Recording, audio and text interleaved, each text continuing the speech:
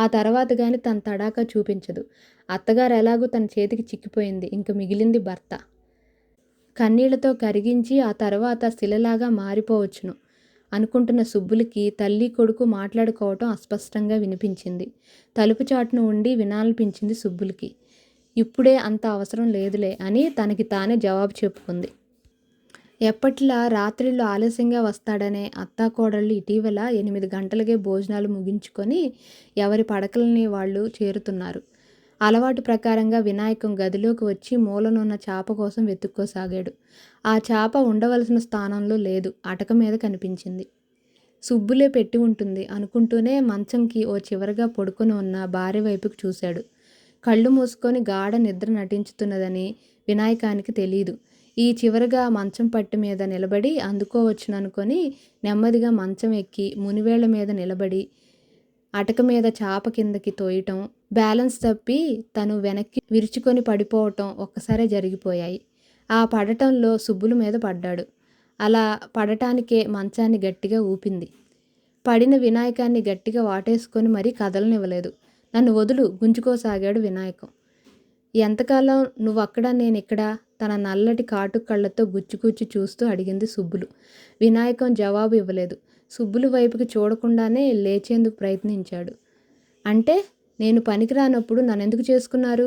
ఆ పారిపోయిన కావేరితోనే నువ్వు పోకపోయావా? నా ప్రాణం తెరిపిన పడేది. నిన్ను చేసుకునే అవసరం తప్పేది. సుబ్బులు ఎత్తిపొడుపు మాటలు వినాయకానికి ములులాగా గుచ్చుకున్నాయి. కళ్ళు ఎర్రబడ్డాయి. కోపంతో ముఖం ఎర్రవారింది. అది చూసిన సుబ్బులు తను తొందరపడి అన్నందుకు నాలుక కొరుక్కోసాగింది. తానిలా దెప్పుతుంటే వినాయకం తనతో కాపురం చేస్తాడా? బుజ్జగించి లాలించి తన వశం చేసుకోవాలి. ఆ విషయం అనుకుంటూనే తీరా ఆ సమయం వచ్చేసరికి మర్చిపోయి వాడిగా వేడిగా మాటలనేస్తుంది. ఆ సంగతి వెళ్ళి మా అమ్మని అడుగు అంటూ బలవంతంగా గుంజుకొని సుబ్బులు కౌగిల్లో నుంచి విడిపించుకొని చాప తీసుకొని గబగబా బయటకు వచ్చేశాడు. వరండాలో ఆ చివరగా నిలబడి ఉన్న తల్లిని చూసి ముందు తెల్లబోయాడు. ఆ తర్వాత చాప పరుచుకున్నాడు. తల్లి ఈ వేళప్పుడు అక్కడ నిలబడి ఉందేమిటి? ఈసరికి పడుకొని ఉండేది. చాప మీద పడుకున్నాడే గాని తల కింద దిండు సంగతి, పక్కకి దుప్పటిని మర్చిపోయి వచ్చాడు. వినాయకం! తల్లి దగ్గరకు వచ్చి పిలిచేసరికి ఉలిక్కిపడి లేచి కూర్చున్నాడు. నువ్విక్కడ పడుకోకూడదు. మాట్లాడలేదు. పెళ్ళైన వాడివి, భార్యతో సంతోషాలు పంచుకోవలసిన వాడివి. నువ్విలా సుబ్బులకు దూరంగా ఉంటే తను బాధపడుతుంది. అదీగాక లోకం నీ మీద వేసిన నింద నిజమనుకునేలా ప్రవర్తిస్తున్నావు. అయిపోయిందేదో అయిపోయింది. సుబ్బులతో నువ్వు కాపురం చెయ్యాలి. అమ్మా, కావేరిని నేనెలా మరువగలనమ్మా? తప్పదు నాయనా. లోకనిందకి భయపడి ఇప్పుడు తప్పితే నీకు ఆ తర్వాత పెళ్ళి అయ్యే అవకాశం ఉండదనే ఉద్దేశంతో సుబ్బుల్ని నీకిచ్చి పెళ్లి చేయవలసి వచ్చింది. ఇష్టం లేకపోయినా సుబ్బుల మెడలో 3 ముళ్ళు వేశావు కాబట్టి కాపురం చేయక తప్పదు. ఈ చాపను చుట్టేసి వెళ్ళి గదిలో పడుకో. ఇది నీ తల్లి ఆజ్ఞ. కామాక్షమ్మ ఇంకా అక్కడ ఉండకుండా లోపలికి వెళ్ళిపోయి తలుపులు వేసుకుంది. తల్లి చెప్పిన మాటలను గురించి ఆలోచించసాగాడు వినాయకం. మనసుని ఎంత సరిపెట్టుకోవాలన్నా సరిపెట్టుకోలేకపోతున్నాడు. కావేరిని ఇంకా తన మనసులో నుంచి తొలగించలేకపోతున్న ఈ సమయంలో సుబ్బులతో తను ఇంకా ఆ పైన ఆలోచించలేకపోయాడు. తనింతగా కావేరిని గురించి బాధపడుతున్నాడు. మరి కావేరి తనని గురించి ఒక్క పిసరంతైనా ఆలోచించిందా? పెద్దలేదుట తామిద్దరిని భార్యాభర్తలుగా చేయాలనుకొని లగ్నం పెట్టి ఎంతో ఆడంబరంగా విందు భోజనాలు కూడా పెడితే ఇంకా పెళ్ళి 4 రోజులుందనగా బంగారం డబ్బు మూట కట్టుకొని వెళ్ళిపోతుందా? పోయేది ఇవన్నీ కాకముందే వెళ్ళిపోవాల్సింది. అంతలోనే మెరుపులాంటి ఆలోచన కలిగింది. ఇవన్నీ కాకముందు వెళ్తే డబ్బు ఎక్కడి నుంచి వస్తుంది? బంగారం అంటూ లేదుగా. బంగారాన్ని చూడగానే కావేరికి వెళ్ళిపోవాలని ఉద్దేశం కలిగి ఉంటుంది. వీటి కోసమే కాబోలు తన ప్రయాణం పెట్టుకుంది. కనీసం తన గురించి ఆలోచించకుండా తనను కాదని వెళ్ళిపోయిన దానికోసం తను పరితపించటం దేనికి? లోపల నుంచి సన్నగా ఏడుపు వినిపించేసరికి వినాయకంలోని ఆలోచనలు, జ్ఞాపకాలు చెదిరిపోయాయి. లోపలికి తొంగి చూశాడు. మంచం మధ్యలో కూర్చొని మోకాళ్ళ మధ్యలో ముఖం దాచుకొని వెక్కి వెక్కి పడుతున్న సుబ్బుల్ని చూసేసరికి వినాయకం మనసు బరువెక్కిపోయింది. కావేరి మీద అప్పుడు కూడా కోపం రాలేదు. తల్లి అన్న మాటలు గుర్తుకొచ్చాయి. సుబ్బుల్ని ఓదార్చాలన్న తపన బయలుదేరింది వినాయకంలో. ఇష్టం ఉన్నా లేకపోయినా తను చేసుకున్నందుకు సుబ్బులకి న్యాయం చేకూర్చవలసిన బాధ్యత తన మీదనే ఉంది. అలా తన మనసుని తనే సమాధానపరుచుకొని ఆ చాపని అక్కడే వదిలేసి నెమ్మదిగా గదిలోకి వెళ్ళి తలుపులకు గడియ పెట్టి నెమ్మదిగా సుబ్బులు వైపుకు రాసాగాడు. దగ్గరవుతున్న కొలది సుబ్బులు ఏడుపుతో పాటు వెక్కిళ్ళు కూడా ఎక్కువ చేసింది. దగ్గరికి వచ్చి సుబ్బులకి ఎదురుగా మంచం మీద కూర్చొని గెడ్డం పట్టుకొని పైకి లేపి అన్నాడు లాలనగా, ఇంకా నువ్వు కన్నీరుంచటానికి వీల్లేదు. ఇప్పటి వరకు నీ మధ్య నా మధ్య ఉన్న దూరం ఇంకుండదు. ఇదే అదను అనుకున్న సుబ్బులు అమాంతంగా వినాయకాన్ని కౌగిలించుకుంది. సైకిల్ మీద వేగంగా వస్తున్న వినాయకం కొంత దూరం వచ్చి సైకిల్ని ఆపాడు. ఆ కాలిని నేల మీద ఆంచి వెనుతిరిగి చూశాడు, తననెవరో పిలుస్తున్నట్టు ఉండటంతో. ఆ పిలిచేది నాగులు. స్కూటర్కి ఆనుకొని మరీ నిలబడి ఉన్నాడు. 2 వేళ్లను వంచి నోట్లో పెట్టుకొని ఈలవేసి చెయ్యి ఊపాడు వెనక్కి రమ్మనమని. ముందుగా చూసి నాగుల్ని గుర్తుపట్టలేకపోయాడు. ఈ మధ్య అసలు కలవలేదు. కలిసి కూడా చాలా కాలమైంది. అదైనా కావేరికి తనకి వివాహమని లగ్నం పెట్టుకున్న తర్వాత 2వ ఆట సినిమాకి వస్తే ఎంతో మర్యాద చేశాడు నాగులు. ఆ రోజు కలవటమే, మరలా కలవలేదు. నాగులు బాగా ఒళ్ళు చేయటం, కింద పెదవి కనిపించకుండా మీసాలు పెంచటం, ఖరీదుగల బట్టల్లో ఎంతో హుందాగా ఉన్నాడు. సైకిల్ని ఆపి స్టాండ్ వేశాడు వినాయకం. ఈ మధ్య బొత్తిగా కనపడటం లేదేమిటి బాబుగారు అని అడిగాడు నాగులు. ఏదో టైంలో వచ్చి వెళుతుంటాను. మీకు అదే లగ్నానికి పెళ్ళయిందని తెలిసిందండి. అవును, అమ్మాయి గారికి సినిమా పిచ్చి ఉందని నాకు తెలుసు. అందుకే సినిమా వాల్ పోస్టర్సు, సినిమా పాటల పుస్తకాలు తెచ్చి ఇస్తుండేవాణ్ణి. ఇంట్లో నుంచి లేచి వెళ్ళిపోయే పరిస్థితి కలుగుతుందని అనుకోలేదు అన్నాడు నాగులు ఎంతో విచారంగా. ఏం చేస్తాం, కావేరికి ఆ బుద్ధి పుట్టింది. ఒంటరిగా వెళ్ళి అక్కడ ఎన్ని బాధలు పడుతుందో. మీరింకా అమ్మాయి గారిని మర్చిపోలేదా బాబుగారు? ఎలా మరువగలను? చిన్నప్పటి నుంచి ఒకే చోట ఉండి పెరిగి పెద్దయిన వాళ్ళం. కాబోయే భార్యాభర్తలుగా నమోదైపోయాం.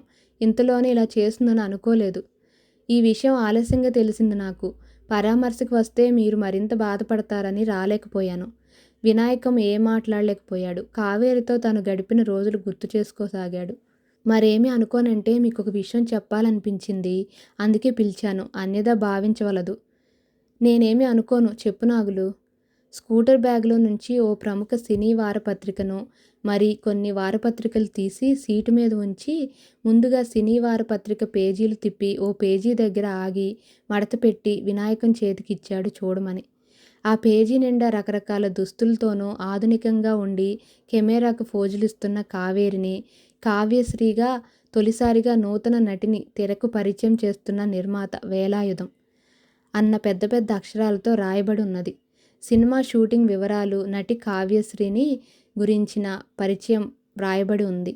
అదంతా చదవాలన్న ఉత్సుకత కలిగింది వినాయకానికి. రకరకాల దుస్తులతో ఎంతో అందంగా ఉంది వినాయకం కళ్ళకి కావేరి. మొత్తం మీద తన కోరిక నెరవేర్చుకుంది అమ్మాయి గారు. సినీ ఫీల్డ్లో ఇంత త్వరగా హీరోయిన్గా రావటం చాలా గొప్ప అదృష్టం. అందున వేలాయుధం సినిమాలంటే జనం పడి చస్తారు. ఎన్ని సంవత్సరాలైనా ఆ సినిమాకి హౌస్ఫుల్ కలెక్షన్స్ తప్ప తక్కువ కలెక్షన్స్ ఎప్పుడూ ఉండవు. అలాంటి ఆయన సినిమాలో నటించుతున్నదంటే ఈసరికే ఎన్నో సినిమాల్లో బుక్ అయిపోయి బిజీగా ఉండి ఉంటారు అమ్మాయి గారు. ఆ అమ్మాయి గారి కోసమని మద్రాసు వెళ్ళాలి. మీరు కూడా వస్తారా బాబుగారు? ఇద్దరం వెళదాం. ఇద్దరం వెళ్లే సంగతి తర్వాత చెప్తాను గానీ ఈ పత్రిక నేను తీసుకెళ్తాను. చదివి ఈసారి వచ్చినప్పుడు తీసుకొచ్చిస్తాను అన్నాడు మడత పెడుతూ. ఈ పత్రికల్లో కూడా అమ్మాయి గారి ఫోటోలు వేశారు. కావాలంటే ఇవి కూడా తీసుకెళ్ళండి, నాకు అవసరం లేదు అని అవి కూడా మడతపెట్టి వినాయకానికి ఇచ్చాడు. వాటన్నింటినీ చేతి సంచిలో పెట్టుకొని సైకిల్కి తగిలించుకొని నాగులు దగ్గర సెలవు తీసుకొని బయలుదేరాడు. కొంత దూరం వచ్చిన తర్వాత సైకిల్ని ఆపాడు. ఎవరూ లేని చోట కొంతసేపు కూర్చొని కావేరి ఫోటోలు చూడాలని, కావేరి గురించి ఏం రాశారో చదవాలనిపించి అటు ఇటు చూశాడు. అది ప్రధాన రహదారి కావటం వలన ఎవరో ఒకరు వెళ్ళటం రావటం జరగటంతో ఇక్కడైతే లాభం లేదనుకొని సరాసరి తన గ్రామం వచ్చి ఇంటికి వెళ్లకుండా పొలం వెళ్ళి ఎవరికీ తను కనిపించకుండా ఉండేలా కూర్చొని సంచిలో నుంచి పుస్తకాలు తీశాడు. ముందుగా నాగులు చూపించిన పత్రిక తెరిచి కావేరి ఫోటోలున్న పేజీ తీసి పదే పదే ఆ ఫోటోలను చూసుకున్నాడు. తనను గురించి రాసినదంతా చదివి చిన్నగా నిట్టూర్చాడు. మిగతా పత్రికల్లో ఏం రాశారో చదివాడు. ఇంత ఎక్కువగా రాయలేదు కానీ రాసింది కొంచెమైనా కావేరి గొప్ప నటీమణి అవుతుందని, అవగలదని అంటూ క్లుప్తంగా రాసి ఉంది. ఒక్కతే వెళ్ళిందా లేక ఇంకెవరైనా తోడు ఉన్నారా అన్న సందేహం కలిగింది. ఒక్కదానికేం తెలుసు, నాటకాలు వేయించిన ఆ మాస్టరే తీసుకెళ్ళుంటాడు. వాడికే తెలుసు సినిమాల సంగతి అని సమాధానపడ్డాడు బాధతోనే. కావేరిని దాదాపు అందరూ మర్చిపోయారు. పరంధామయ్య, సుభద్రమ్మలైతే తమ కూతురు చనిపోయిందన్నట్లుగానే భావించుకొని ఆ శోకం నుంచి ఇప్పుడిప్పుడే తేరుకున్నట్లుగా 4 గోళ్ల మధ్య నుంచి వెలుపలికి వచ్చి గాలి పీల్చుకోసాగారు. తనైతే సుబ్బులతో కాపురం చేస్తున్నాడే గాని కావేరి గుండెల్లో నిలిచిపోయింది. మర్చిపోవాలని ప్రయత్నించి విఫలుడైపోయాడు. అందున సుబ్బులు ఎత్తిపొడుపు మాటలు, తను పరధ్యానంగా ఉంటే చాలు. కావేరి గుర్తుకొచ్చినట్లున్నదే, తను మాట్లాడకపోతే మరలా అంటుంది. అవునులే, ఎలా మర్చిపోతారు? దానికి స్నో, పౌడర్లు, పుస్తకాలు తెచ్చిచ్చేవాళ్ళయ్యే. సైకిల్ మీద స్కూలుకి, సినిమాలకి తీసుకెళ్ళి తిరిగి తిరిగి తెల్లవారుజాముకు వచ్చేవారయ్యే. చిన్నప్పటి నుంచి ఒక మంచంలో పడుకొని ఒక కంచంలో తిన్నవాళ్ళయ్యే. మర్చిపోవటం సాధ్యమా? ఆ సూటిపోటి మాటలు భరించలేక తను లేచి దూరంగా వెళ్ళిపోతే చాలు వలవల ఏడ్చేస్తూ ఎత్తుకునేది దండకం. అది పోతూ పోతూ నిన్ను కూడా తీసుకువెళ్ళవలసింది. నిన్ను నా పాలిట పడేసిపోయింది. లోకం కోసం నన్ను పెళ్లి చేసుకున్నావు గాని నన్ను సుఖపెట్టడానికా? దాన్ని తలుచుకుంటూ జపం చేయటమే నీ పని అయిపోయింది. సుబ్బులు ఎందుకు ఏడుస్తున్నదోనని భయంతో వంటింట్లోంచి పరిగెత్తుకొచ్చేది కామాక్షమ్మ. ఏం జరిగిందిరా వినాయకం అని కొడుకుని అడిగితే తననే అడిగేది కానీ కోడల్ని అడిగేది కాదు. కొడుకే లోకువైపోయాడు ఈ మధ్య. కోడల్ని ఏమైనా అంటే పుట్టింటికి వెళ్ళిపోతానంటుందేమోనన్న భయం. కూతుర్ని వెనక వేసుకొచ్చి వెంకయ్య, సీతమ్మ తన మీద యుద్ధం ప్రకటిస్తారేమోనని హడల్. దాన్నేమీ అనకురా, అసలే ఒట్టి మనిషి కాదు అని కోడలికి వంత పలికి కళ్ళు తుడుస్తూ లోపలికి తీసుకెళ్ళిపోతుంది. ఆశ్చర్యపోవటం తన వంతైంది. తానయ్యి అత్తవారింటికి పెళ్ళి అయిన తర్వాత ఇంతవరకు వెళ్ళలేదు. రమ్మని వాళ్ళు అనలేదు. కూతుర్నే తీసుకెళ్ళలేదు. ఇంక తన్నేం రమ్మంటారు? అయినా వాళ్ళ ముందు తనొక అల్లుడు అయిపోయాడు వాళ్ళ అమ్మాయిని చేసుకున్న తర్వాత. బజార్లో ఎదురైనా తల వంచుకొని వెళ్ళిపోతాడు గాని అల్లుడినన్న భావంతో కూడా పలకరించడు. అలా చేసినప్పుడు తాను విలవిల్లాడిపోతాడు అవమానంతో. ఏం చేస్తాడు తను? కావేరి వలన తను ఎన్ని అవమానాలను ఎదుర్కొంటున్నాడు. తల్లికి చెప్పుకొని మనసును తీర్చుకోవాలనిపించేది. కానీ ఆమెను కూడా బాధ పెట్టడం దేనికని ఊరుకునేవాడు. ఇదివరకు వంటింట్లోకి వెళ్ళేది కాదు. పనిపిల్ల వంట చేసేది. సుబ్బులు వచ్చిన తర్వాత ఆ పిల్లకి దొంగతనం వంటగట్టి వంట పని తల్లికే పురమాయించేసింది. అల్లరి పడటం దేనికని ఎవరికి వారు సర్దుకుపోతున్నారే తప్ప ఆ తల్లి కొడుకుల మనస్సుల్లో అగ్ని కణకణమని మండుతోంది. ఇక్కడ ఉన్నారా బాబుగారు అన్న సోములు కంఠస్వరం విన్న వినాయకం గబగబా చేతిలోనున్న సినిమా పత్రికను దాచేయబోయాడు. మీరంత కంగారు పడక్కర్లేదులే బాబుగారు. నేను ఇంతకు ముందే వచ్చి మీ వెనకనే నిలబడి ఆ ఫోటోలన్నీ చూశాను. ఆ ఫోటోలో ఉన్నది మన కావేరి అమ్మగారే కదా? అవును, మన కావేరి అమ్మగారైతే మనతోనే ఉండిపోయేదిగా. ఎందుకు వెళ్ళిపోతుంది? తనిప్పుడు పెద్ద సినిమా తార అయిపోయింది. వేలు లక్షలు గడించుతోంది మద్రాసులో. అయినా మిమ్ములను మాత్రం మర్చిపోదులే బాబుగారు. అందువలన ఉపయోగం ఏమున్నది సోములు? జరగవలసిన అన్యాయం, అవమానం చేసే వెళ్ళిందిగా. సోములు మాట్లాడలేకపోయాడు. అతనికి తెలుసు వినాయకం పరిస్థితుల కోసం ఆ సుబ్బులు చేసుకున్నాడని, మానసికంగా ఎంతగానో బాధపడుతున్నాడని, గతాన్ని మరిపించాలని ఏవేవో మాటలు చెప్పి నవ్వించాలని ఎంతో ప్రయత్నించి విఫలుడయ్యాడు. అదీగాక ఇంట్లో కామాక్షమ్మ పరిస్థితిని కూడా కళ్ళతో చూస్తూనే ఉన్నాడు. తనెవరినైనా పనిపిల్లని చూసి పెట్టాలని ఎంతో ప్రయత్నించి సుబ్బులు మందలించటంతో ఆ ప్రయత్నం విరమించాడు. అయినా మనసులో ఎంతో బాధపడుతూనే ఉన్నాడు కామాక్షమ్మ గారు చేసే పనులు చూసి. ఇలాంటి పనులు చేసే అలవాటు ఆమెకి లేదు. సోములు చూడలేదు. అందువలన యజమానురాలి మీద గౌరవం కొలది తాను ఇంటిలో ఉన్నప్పుడు ఆమె చెప్పినా చెప్పకపోయినా కొన్ని పనులు చేసేస్తూ ఉండేవాడు. సుబ్బులకి అది బాధగానే ఉండేది. ఇంకేవేవో పనులు పురమాయించేది సోములకి. ఈ పని చేసిన తర్వాత వెళతాను అనేవాడు. దానితో సుబ్బులకి కోపం వచ్చేది. నౌకర్లకి అసలు ఇవ్వకూడదు. ఎక్కడ ఉండేవాళ్ళని అక్కడ ఉంచకపోతే ఇలాగే ఎదురు సమాధానాలు చెప్తారు. ఇంట్లో పనులకేమీ తొందరలేదు కానీ చెప్పిన పని చేసుకొనిరా అంటూ అరిచింది. ఆ చుట్టుపక్కల ఎక్కడైనా పిడుగుపడిందేమోనని చూడసాగాడు సోములు. అంత దద్దరిల్లిపోయేటట్లు అరిచిందన్నమాట. ఇంట్లో గలాబా, అందున యజమానురాలు, నౌకరు ఘర్షణ పడుతున్నారని ఇరుగు పొరుగు వింటే పరువు తక్కువ అని చెప్పినా కోడలు విన్నదని తెలుసు. ముందు సుబ్బుల గురించి మంచిగానే భావించింది గాని, కొడుకు అయిష్టంగా ఉంటే కావాలని చేసుకున్న తర్వాత ఉసూరుమనిపించటం దేనికని తానే మందలించి హితబోధ చేసి భారీగా స్వీకరించేటట్టు చేసింది. సుబ్బులికి నెల తప్పిందని తెలియగానే కామాక్షమ్మలో నూతనోత్సాహం వెల్లివిరిసింది. తన కొడుకు అసలు సిసలైన మగవాడు అన్న ఆనందంతో ఉబ్బితబ్బిబ్బయింది.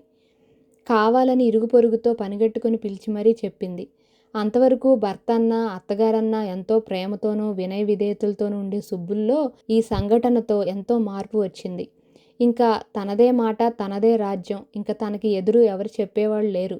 ఇంక తన విశ్వరూపం ప్రదర్శించవచ్చును, ప్రతీకారం తీర్చుకోవచ్చు. తల్లిదండ్రులు చెప్పినవన్నీ తూచా తప్పకుండా ఆచరించగల అవకాశం లభించిందని పొంగిపోయింది. ముందడుగు వేసిందనడానికి నిదర్శనం. అత్తగారి నుంచి బీరువా తాళాల గుత్తును తీసుకొని తన బొడ్డులో పెట్టుకోగలిగింది.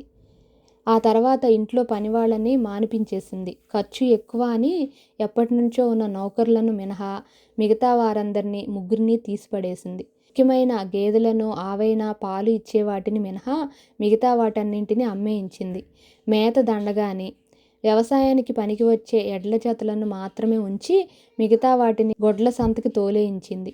అదేమంటే ఖాళీగా వీటిని మేపటం ఎంత దండుగా! ఇలాగే సంసారాన్నంతా నౌకర్లకి, బర్రెలకి మేపటమే సరిపోయింది. ఇన్నేళ్ల వ్యవసాయానికి తల్లి కొడుకు మిగిల్చిందేమిటి? ఇక చూసుకోండి సంవత్సరానికి ఎంత ఆదా అవుతుందో అని లెక్కలు కట్టి వినిపించేది. అవేవి ఆ తల్లి కొడుకుల చెవికి ఎక్కేవి కాదు. అదేమంటే నోరు విప్పుతుంది. విప్పిన దగ్గర నుంచి ఇరుగు పొరుగు వింటారు. నలుగురిలో పలచన అయిపోతాం అన్న భయంతో సుబ్బులు నోటికి భయపడి చేయమన్న పనులన్నీ చేయక తప్పలేదు. అంతకంటే మరో మార్గం కనిపించలేదు ఆ ఇద్దరికీనూ. ఇదివరకు ఆ ఇంటి వైపుకే కన్నెత్తి చూడగల ధైర్యం లేని వెంకయ్య కబురు చేస్తేనే రావటానికి భయపడేవాడు. అలాంటి వాడు వరండా అరుగుల మీద కామాక్షమ్మ, వినాయకం కూర్చొని ఉంటే పలకరించకుండానే అమ్మా సుబ్బులు అంటూ సరాసరి లోపలికి వెళ్ళిపోతుంటాడు. కామాక్షమ్మకి ఆ పద్ధతి ఎంతో బాధ కలిగించేది. ఏమైనా అంటే కొడుకు బాధపడతాడని తన బాధను తనలోనే అణుచుకునేది. పైకి మాత్రం నవ్వుతూ అనేది. ఉన్న ఊరిలో కూతురిని ఇచ్చుకున్నా ఏ రోజుకు ఆ రోజు బెంగే. అదే దూరంలో ఇస్తే ఇంకెంత బాధపడేవాడో. అనేవాడు. అంతకంటే ఇంకేమీ అనలేక. లోపలికి వెళ్ళిన వెంకయ్య ఎంతకీ రాకపోయేసరికి ఇంకా ఎదురు చూడలేక పొలం వెళ్ళిపోయేవాడు. పని చేసుకునేటందుకు కామాక్షమ్మ లోపలికి వెళ్ళిపోయేది. ఈ అదను చూసి సుబ్బులు ఇచ్చిన డబ్బుని రొంటిన దోపుకొని నిర్భయంగా వెళ్ళిపోయేవాడు వెంకయ్య. అలా ఎన్ని వందలు తీసుకెళ్ళి ఎన్ని వేలు చేశాడో అతనికే తెలియదు. ఎప్పటికప్పుడు వడ్డీలకు ఇచ్చేస్తున్నాడు. వేలాయుధం కొత్త తారలతో తీసే సినిమా షూటింగ్ బెంగళూరు, మైసూరు ఆ చుట్టుపక్కల పల్లెటూరులోనూ ఒకే ఒక్క షెడ్యూల్తో పూర్తి చేయాలని ఆ యూనిట్ అంతా బయలుదేరి వెళ్ళిపోయింది.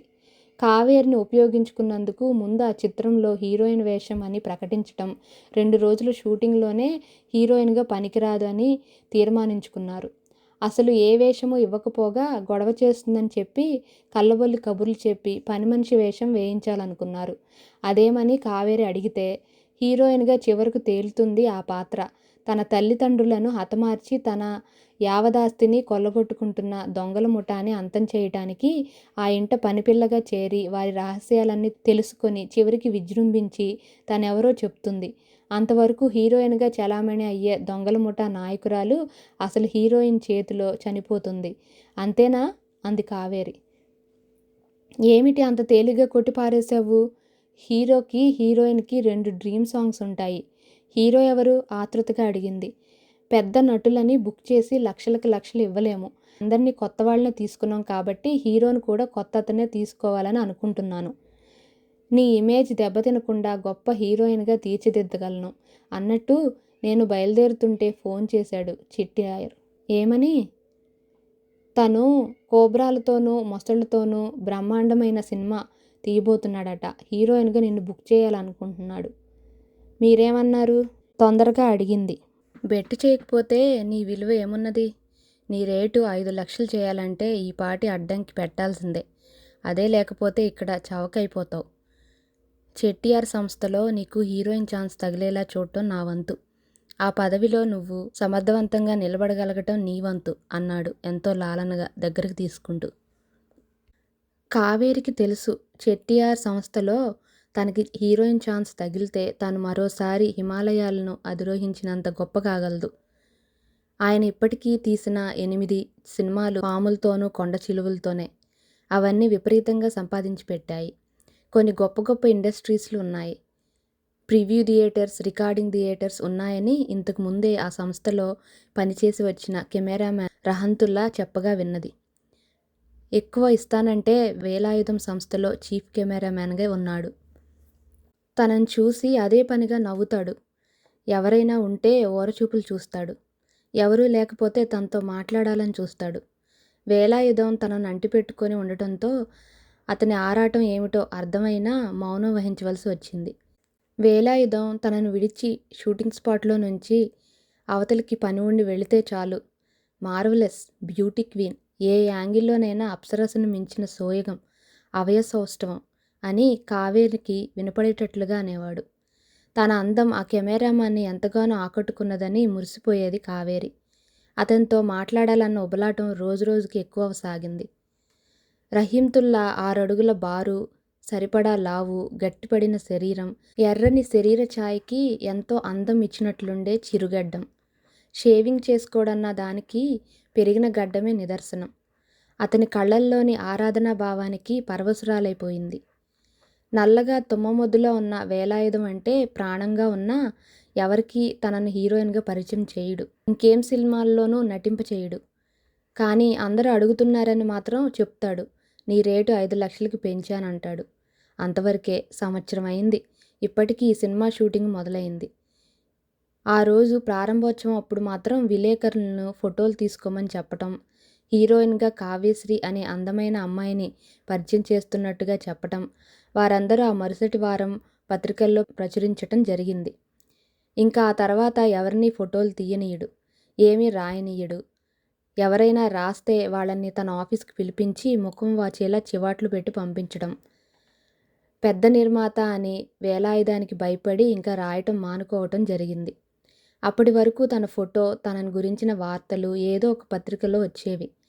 అలాంటిది ఇప్పుడు అదీ లేకపోవడంతో ఎందుకో అర్థం కాలేదు కావేరికి. అయినా వేలాయుధాన్ని అడిగే ధైర్యం లేదు. ఏమంటే ఏంతంటానో. తాను హీరోయిన్గా నిలదొక్కున్న తరువాత ఈ వేలాయుధం సంగతి ఆలోచించవచ్చును అనుకునేది. అవుట్డోర్ షూటింగ్ పూర్తయింది. యూనిట్ అంతా మద్రాసు తరలి వెళ్ళిపోయింది. తను దొంగల ముఠా నాయకురాలికి కాఫీ కప్ అందించటం, బెడ్ మీద దుప్పటి దులిపి వేయటం, గార్డెన్లోకి వస్తే కుర్చీ తీసుకొని వెనకనే రావటం తప్ప మెయిన్ పాత్ర అంటూ ఏమీ లేకపోవటం అసంతృప్తి కలిగించింది. 2 డ్రీమ్ సాంగ్స్ ఉంటాయి. చివరికి హీరోయిన్గా వెలసి దొంగల ముఠాని అంతం చేసే పాత్రలో తను అమోఘంగా నటించాలనుకొని వేలాయుధం లేనప్పుడు అద్దం ముందు నిలబడి రిహర్సల్స్ చేసేది. అవేమీ షూట్ చేయకుండానే యూనిట్ వెళ్ళిపోవటంతో కావేరికి అర్థం కాలేదు. అదీకాక వేలాయుధం షూటింగ్ స్పాట్కి వెళ్ళేటప్పుడు కావేరిని వద్దనేవాడు. అడవి, కొండలు, నువ్వు నడవలేవు, దారి బాగోదు అని 2 విదేశీ విస్కీ సీసాలు, కోడి పలావు, 2 ప్లేట్ల జీడిపప్పు ఆమె రూంలో ఉంచేవాడు. తనుండగానే ఓ సీసా మొత్తం త్రాగించేసేవాడు కావేరికి. వెంకట్రావుతో పరిచయమైనప్పుడు తాగుడు అలవడలేదు. అతను తాగేవాడు కాదు. వేలాయుధంతో పరిచయమైన రాత్రి ఏనుగులాంటి ఆ శరీరాన్ని భరించటం కష్టమైంది. సుకుమారం లాంటి కావేరి శరీరం అలిసిపోయి తెల్లవారేసరికి ఎండిపోయిన తోటకూర కాడల మంచానికి అతుక్కుపోయింది. లేవగల శక్తి కూడా లేదు. పెదాలు, బుగ్గలు, ఒళ్ళంతా ఎర్రని ఘాట్లు. ఆ ఘాట్ల వలన కలిగిన నొప్పిని భరించలేకపోయింది. కావేరి పరిస్థితిని చూసి వెంకట్రావు బయటికి వెళ్ళి తిరిగి ఓ సీసాతో తిరిగొచ్చాడు. అంబుజం ఖాళీ గ్లాసు, మరో గ్లాసు మంచినీళ్లు తెచ్చి టీపాయ్ మీద ఉంచి వెళ్ళిపోయింది. సీసాలోని ఎర్రటి ద్రవం గ్లాసులోకి సగం వచ్చేటట్టుగా పోసి కొద్దిగా మంచినీళ్లను కలిపి కావేరికి బలవంతంగా తాగించాడు. అదేమిటో అడగకుండానే తాగేసింది. తాగుతుంటే మంటగా ఉన్నా తాగిన తర్వాత హాయ్ అనిపించేది. అలా అలా సీసా మొత్తం తాగించేసరికి స్పృహ లేకుండా పడిపోయింది. అలా ఉన్న కావేరిని చూసి విజయగర్వంతో నవ్వుకునేవాడు. వేలాయుధం వెళుతూ వెళుతూ ఇచ్చిన నోట్లను లెక్క పెట్టుకోకుండానే జేబులో కుక్కున్నాడు. కావేరికి గాఢమైన మగత కమ్మిన తరువాత గది తలుపులు మూసి తీరుబడిగా హాల్లో కూర్చొని జేబులోని నోట్లు తీసి లెక్క పెట్టుకునేవాడు. అలా లెక్క పెట్టుకున్న నోట్లు 3000 ఉండేసరికి ఎంతో ఆనందపడేవాడు. ఆ నోట్లను ముద్దు పెట్టుకునేవాడు. వేలాయుధంకి డబ్బు ఎక్కువ ఉండి ఇవ్వలేదు. కావేరితో తన అనుభవం ఇంత మధురంగా ఉంటుందని అనుకోలేదు. తన శరీరం చూసి భార్య కూడా దగ్గరికి రానీయటం లేదు గత 2 ఏళ్ల నుంచీను. శక్తి తక్కువయి వెంపర్లాట అధికమవటంతోనూ, తన స్థూలకాయాన్ని మోయలేకనో, కారు కిళ్ళి నోటి వాసననో, అసలు కార్యక్రమంలోని బాధను భరించలేక మొగుడిని ఒక్క తోపు తోసి వెళ్ళిపోయింది. మగడిని కోపంగా, ఏహ్యంగా చూస్తూ. అంతే, ఆ రోజుతోనే ఆఖరి రోజయింది ఆ భార్యాభర్తల సమాగం. ఎవరో ఒకరు సినిమాలో ఛాన్స్ కోసం రావటం, ఇస్తానని మభ్యపెట్టి వారిని లోబరుచుకొని తన శరీర వాంఛ తీర్చుకోవటం, అదే తల్లిదండ్రులతో కలిసి వచ్చి వేషం అడిగే వారికి తర్వాత చూద్దాం అని చెప్పి పంపించేస్తుండేవాడు. అమ్మాయిలు బాగున్నా అందుబాటులో ఉండరని వారి తల్లిదండ్రులను చూసి అనుకునేవాడు. ఒకళ్ళిద్దరు వేషాలు ఇస్తామని మభ్యపెట్టి షూటింగ్ ఉందని చెప్పి వాళ్ళని తీసుకొని ఊటీ వెళ్ళిపోయి ఓ బంగళాలో ఉంచి వంతుల వారీగా అనుభవించుతుంటే, ఓ రోజున పోలీస్ సబ్ ఇన్స్పెక్టర్ అరెస్ట్ వారెంట్తో రావడంతో హడలిపోయి సినీ రంగంలో తనకు ఉన్న పలుకుబడి అంతా ఈ అరెస్టుతో దిగజారిపోతుందని భయపడి ఆ ఎస్ఐని బ్రతిమలాడి అతను కోరినంత డబ్బు ఇచ్చి ఆ గండం నుంచి బయటపడ్డాడు. ఆ తర్వాత మరికొంతమంది అమ్మాయిలను గుప్పిట్లో పెట్టుకోవాలని చూశాడు. కానీ వేలాయుధం గున్నయ్యనుగు ఆకారం చూసి ఆమడ దూరం పారిపోయేవారు. తక్కువ స్థితి కలిగినప్పుడు 4 ఇడ్లీలలో కుండెడు సాంబారు పోసుకొని తాగి కడుపు నింపుకునేవాడు. డైరెక్టర్ అయిన తర్వాత బిర్యానీలు, మటన్ ప్లేట్లు, ఆ తర్వాత నిర్మాత అయిన తర్వాత తందూరి చికెన్లు, రోస్ట్ మటన్లతో శరీరం పెంచేశాడు. పెరిగేటప్పుడు తెలియలేదు. పెరిగిపోయిన తర్వాత భార్య చేదరించుకొని తనను తోసేసి వెళ్ళిపోయినప్పుడు కానీ తెలియలేదు. ఆ తర్వాత డబ్బు కోసం, సినిమాల్లో వేషాల కోసం కొంతమంది అమ్మాయిలు భరించినా, ఇంకొంతమంది ముందే చూడగానే ఆమడ దూరంలో ఉండేవారు. ఇలాంటి అవస్థలో వేలాయుధం ఉన్నప్పుడు వెంకట్రావు కలిసి విషయం చెప్పగానే ఎగిరి గంతేశాడు. ముందే చెప్పేశాడు, సరుకు నాణ్యతను బట్టి రేటు నిర్ణయించిస్తానని. నిక్కచ్చి అయినా సరుకు ఎంతవరకు ఎవరి చెయ్యి పడలేదు. పిల్ల కూడా 16 సంవత్సరాల వయసులో పిటపిటలాడిపోతుంది. ఎలా పట్టావు? ఇంతకు ముందు అమ్మాయిలను పట్టినట్టే ఈ అమ్మాయిని కూడా పట్టాను. నా చూపు పడిన ఏ అమ్మాయి నా అంచనాలకి లోబడే ఉంటుంది. నీ వృత్తి అదే కాబట్టి నీ చూపుకి అంతటి విశేషం ఉన్నది. పిల్ల చాలా అందమైనది కూడా. అయితే ఓ పట్టు పట్టాల్సిందే. రేటు ఎక్కువ అవుతుంది. ఓరి పిచ్చివాడా, డబ్బుకి నేను ఎప్పుడైనా వెనకాడానా? నేను సంపాదించేదంతా నా పెళ్ళాం బిడ్డలు మంచినీళ్ళ ప్రాయంలో ఖర్చు చేస్తుంటే నోరు మూసుకొని ఉండటం లేదా? ఇంకా నా సుఖం కోసం ఖర్చుకి లెక్క వేస్తానా? ఒక్క షరతు, త్వరగా చెప్పు. ఏమిటి అంత తొందరగా ఉన్నాడు గురువుగారు? ఆడగాలి సోకి 4 నెలలైంది. ఈ మధ్యలో మంచి పిట్ట దొరకనే లేదు. అందుకే అంత తొందర. ఆ పాండుగాడు ఆ మధ్య ఓ అమ్మాయిని వెంటేసుకొని మీ ఆఫీస్ చుట్టూ తిరగటం చూశానే. సినిమాలో పని మనిషి వేషమైనా ఇవ్వాలట. నా పనికి వస్తుందేమోనని చూశాను. ఒట్టి నాటు సరుకు. బొత్తిగా ఏమీ తెలియదు. అమ్మో అయ్యో అని రంకులు వేస్తుంటే ఇక్కడేదో హత్య జరుగుతుందని నలుగురు విని పోగైతే నా పరువేం కావాలి? నేనేం కావాలి? నాకు అనుకూలమైనది దొరికే వరకు ముట్టుకోకూడదని ఒట్టు వేసుకున్నాను. అందుకే ఇంత వేగిరం. ఒక్కసారి మీద పడితే చావరు. అరవకి ఏం చేస్తారు? మద్రాసు చేరే అమ్మాయిలందరూ చిన్న వయసు గలవాళ్ళు, సుకుమారులును. కొండను ఎలుక ఢీకొట్టగలదా? ఇది అంతే అంటూ అరబస్తాని మూట కడితే ఏ ఆకారంలో ఉంటుందో ఆ ఆకారంతో ఉన్న వేలాయుధం పొట్టను చూసి నవ్వుతా అన్నాడు వెంకట్రావు. ఇకనైనా జాగ్రత్తగా ఉండమన్న హెచ్చరికను కూడా చేశాడు. అలాగే, అంత మొరటుగా చేయంలే. ఈ రాత్రికి ఆ అమ్మాయి కావాలి. ఒక్క షరతు అన్నానుగా. అన్నావు గాని ఏమిటో చెప్పలేదుగా. ఆ అమ్మాయి సినిమాల్లో హీరోయిన్ కావాలన్న ఆశతో మద్రాసు వచ్చింది. మీ గురించి వివరంగా చెప్పాను. ఇంత పెద్ద సంస్థలో హీరోయిన్ ఛాన్స్కు దొరికితే చాలునని ఉవ్విళ్ళూరిపోతోంది. మిమ్మల్ని తీసుకొస్తానని అన్నాను. ఎవరైనా చూస్తే? మీకు ఆ భయం అవసరం లేదు. మంచి ఇల్లు అద్దెకి తీసుకొని అంబుజాన్ని తోడు ఉంచాను. సెపరేట్గా రూమ్ ఉంది. మిమ్మల్ని భరించగలిగే మంచం ఏర్పాటు చేశాను. మీరు తీయబోయే సినిమాలో హీరోయిన్ ఛాన్స్ ఇస్తానంటే చాలు, తన సర్వస్వం మీకు అర్పించుతుంది. కొత్త చిత్రం ప్రారంభం అంటూ ఎలాగో హడావిడి చేస్తారుగా. అందులో ఒక భాగంగా నూతన నటిని పరిచయం చేస్తున్నట్టు విలేకరులకి మంచి పార్టీ ఇచ్చి చెబితే చాలు. విపరీతమైన పబ్లిసిటీ ఇస్తారు. ఏదో ముఖం వాపు తీరటానికి అన్నట్లుగా చేస్తే చాలు. మీరు చెప్పినట్టల్లా వినటమే కాదు, కుక్కిన పేన్లో పడి ఉంటుంది. ఉపాయం చాలా బాగుందే. కానీ నేను మల్టీ స్టార్స్తోనే పిక్చర్స్ తీస్తానని అందరికీ తెలుసు. ఇప్పుడు కొత్త వారితో తీస్తున్నట్టు ప్రకటించితే డిస్ట్రిబ్యూటర్స్ ఒప్పుకోరే. నెమ్మదిగా దగ్గరికెళ్ళి వేలాయుధం చెవిలో గుసగుసలాడారు వెంకట్రావు.